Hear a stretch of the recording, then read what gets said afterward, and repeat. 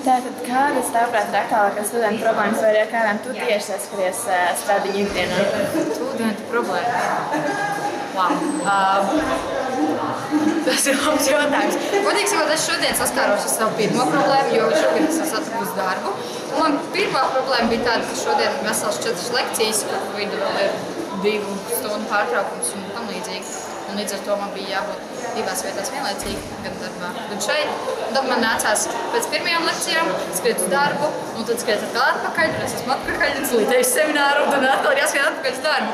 Es domāju, ka tā arī ir tā problēma, varbūt savā ziņā, kas ir stradiņos tiem, kas nemācās 6 gadus un nav mediķi, tad viņiem ir tomēr sarežģītāk kaut kā apvienot to darbu, tieši šis lekciju grafiks, kas vienmēr lēkā un mainās.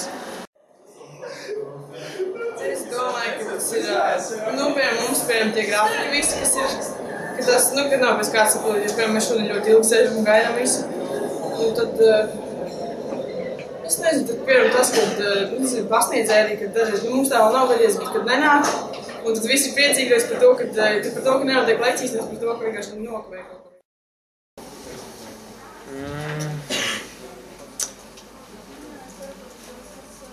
Noteikti mācību slodze, bet tas jau tā kā pareizi ir noteikti. Mums daudz jāmācās ir. Problēmas. Es pieļauju, ka arī daudz studenti nemāka sadalīt savu laiku. Un ļoti daudz studenti iespējams arī nespēja aplicināt savu, tā teikt, laiku arī kādu citu aktivitāšu darbībai, piemēram, Dažs noteikti nepieciešams tajās nodarboties, lai, piemēram, arī savu karjeru varētu virzīt kaut kādā normālā gaisotnē, un daudziem tas vienkārši tam nepietiek laika. Studentu problēmas noteikti ir laika plānošana, kad students neprot saplānot savu laiku, viņam regulāri parādi, tāpēc ir ļoti stress.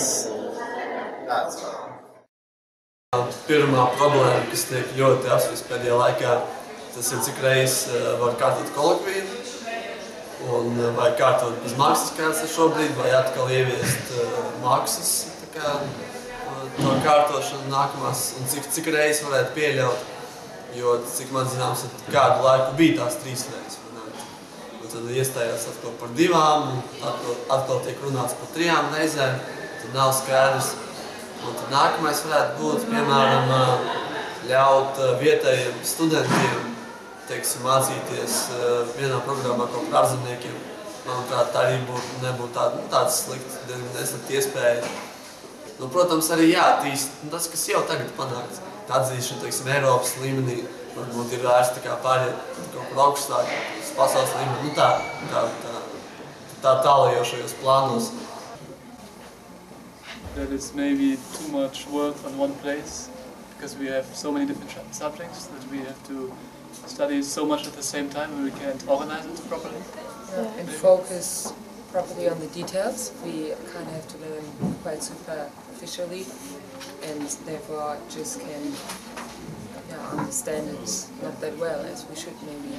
Okay. And maybe that the university took so much, like for the internationals, that they took so many new international students that often, for example, in Anatomicum, the rooms are too crowded and we don't have place to study, so we want to study, but we don't have the space. Okay, and I would like to have a bigger library and more space and a more quiet space maybe for working. And longer opening hours? That would be great, yeah. Labi, un ko mēs sagaidām no jaunā rektora tādā gadījumā? No kā jau? No jaunā rektora. Neko tīšu.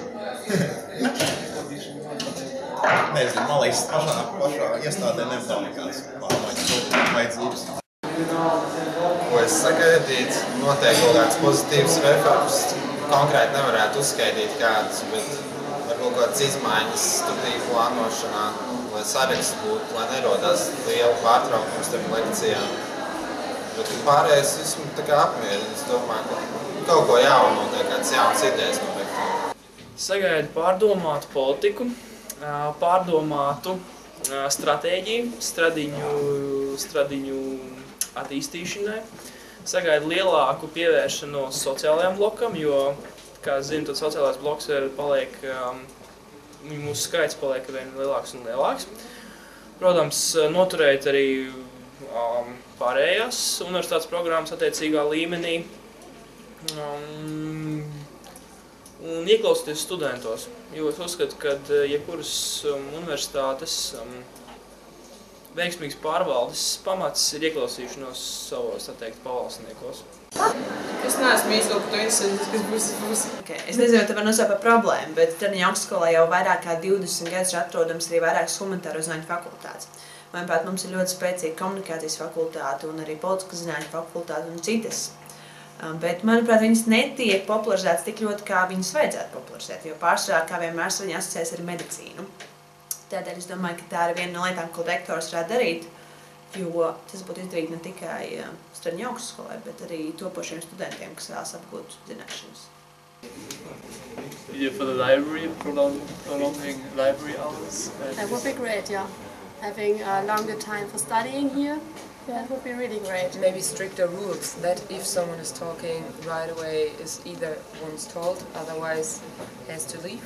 So that, because some workers are sitting here, but I think they're not really saying something. Even if we told them once, please could you tell the others to be a bit more quiet. We even did it ourselves, but of course we can't keep the whole library quiet.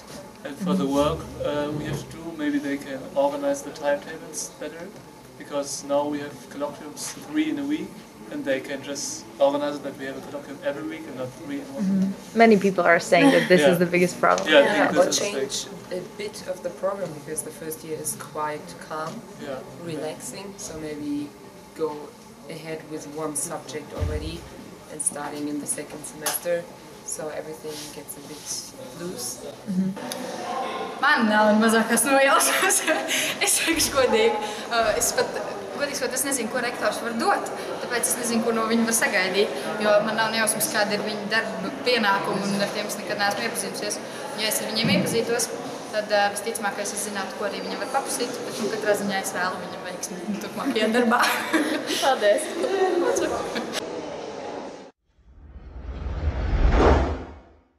Nav noslēpums, ka 28. novembrī norisināsies Rīgas Stradiņu universitātes rektora vēlēšanas. Tieši tajās tiks izlemts, kurš būs atbildīgs par universitāti, tās gaitiņiem, studentiem un galu galā ieņems savu vietu aiz šīm durvīm. Bet kurš tas būs? Pašreizējais universitātes rektors Jānis Gardovskis vai Latvijas augstākās izglītības padomes priekšsēdētājs Jānis Vētra, kurš jau reiz vadījis Rīgas Stradiņu universitāti. Runā TV devās noskaidrot, vai rektora amata kandidāti ir informēti par studentu problēmām un kā viņi solās tās risināt. Es domāju, ka studentiem nav liela problēma, studenti ir mērķiecīgi, motivēti cilvēki, kuri nāk uz augstskolu, lai iegūtu izglītību un iegūtu profesiju. Un, protams, es domāju, ka šajā ceļā studenti, kā jebkurā ceļā, sastopas ar zināmām problēmām. Pirmkārt, mēs esam pietiekoši, man liekas, prasīgi, un vienmēr šīs studijas ir tik viegli apgūstams. Protams, ka reizēm varbūt arī studenti sastopas ar pasniedzēju kaut kādām komunikācijas problēmām, kas būtu jālabo.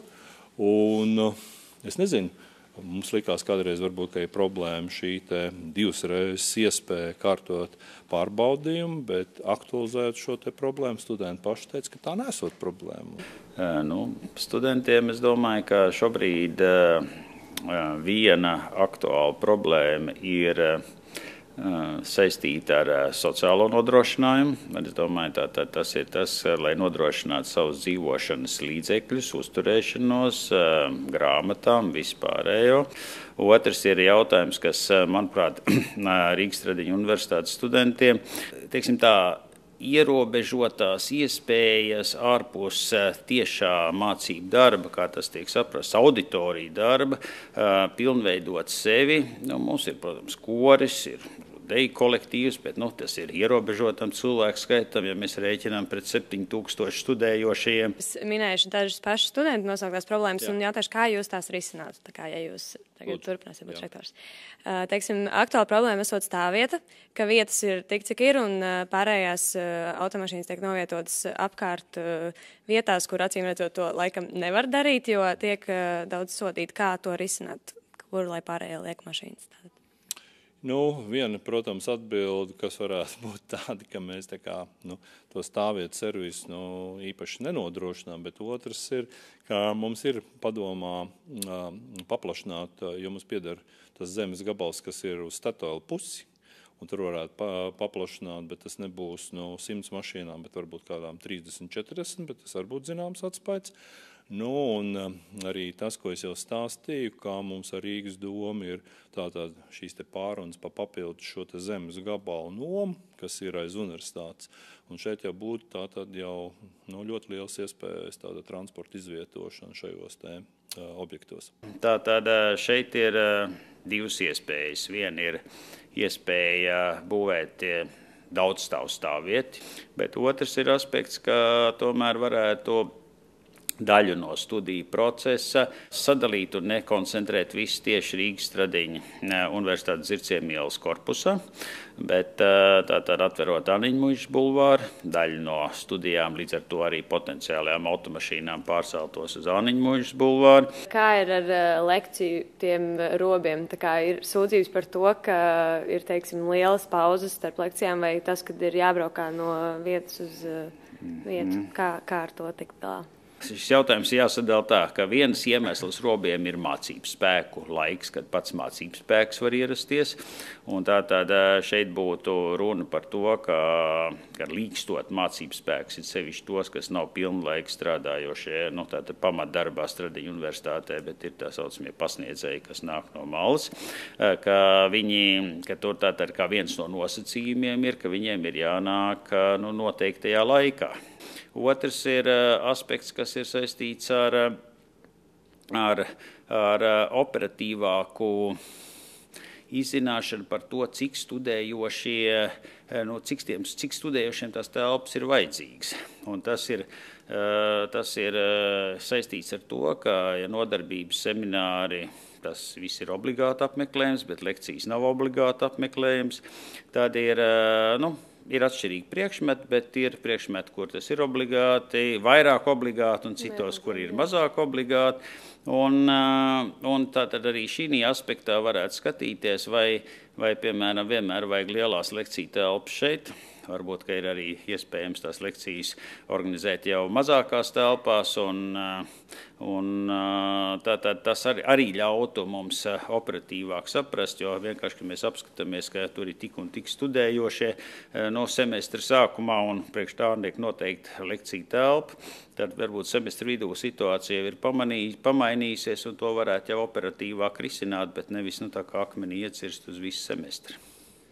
Mūsu medicīnas vai veselības studiju programmām tās tiešām bāzes, jeb slimnīcas ir pa visu Rīgu, un studentiem nāks tātad no viena Rīgas gala uz otru braukt.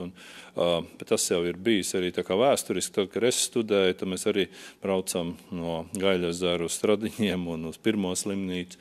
Kādas ir mūsu tās domas, ka, protams, to varētu risināt, ja universitātē būtu savu šī slimnīca, pa ko es runāju, kad mēs vairāk varētu šajā slimnīcā šīs studiju programmas realizēt. Ja.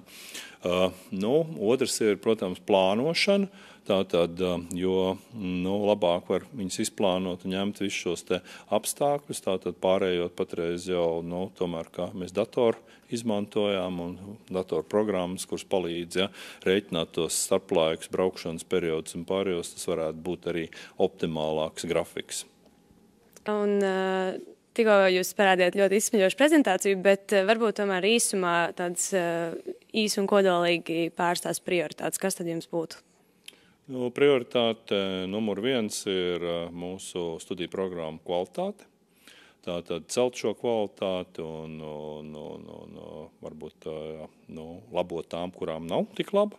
Nākošais ir, kā jau es teicu, šīs te jaunās starpdisciplinārās, starpaugstskolu studiju programmas, viesprofesoru lielāku piesaisti zinātnē. Tas ir, protams, šīs te zinātnes infrastruktūras apguve, kuras rezultātā mēs iegūsim divus šos te mūsu modernos zinātniskos centrus Kleistos un Pilsoņu ielā.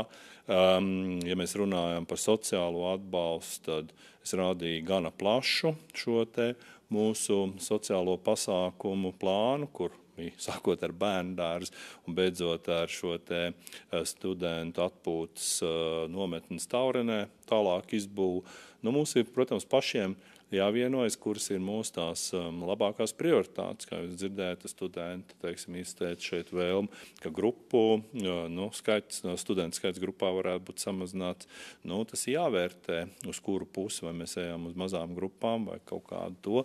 Tātad, naudas līdzekļi ir tik, cik viņi ir.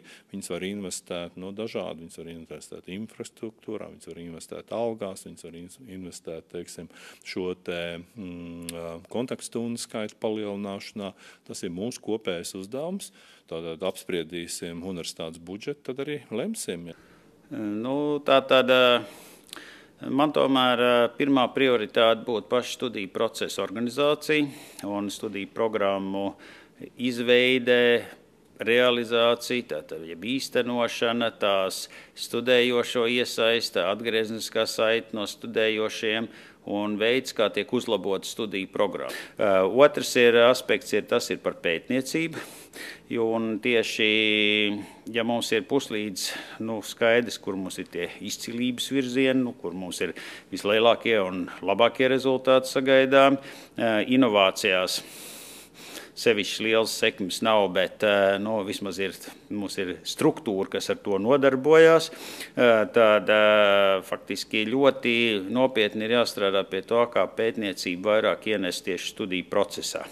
Un tas attiec ne tikai uz medicīnas veselības aprūpes, bet arī uz sociālo zinātņu programmām, jo tāpat tās vienalga bakalaura, maģistra darbs, tie visiem ir jābūt pētniecības elementiem iekšā, un lai tie būtu maksimāli atraktīvi, interesanti, tur ir vajadzīgs arī noteikts nodrošinājums, gan tehniskais nodrošinājums, cilvēku nodrošinājums, arī telpas, tātad ir vajadzīgi rīki, lai ar šo pētniecību varētu īstenot. Un trešais ir, kas varbūt studējušos interesē tiešā veidā mazāk, bet netieši tas, protams, interesē, tas ir mācību spēkiem ļaut pietiekoši nopelnīt augstskolā. Tomas Stomševits, Aiga Zviedre, Runā TV.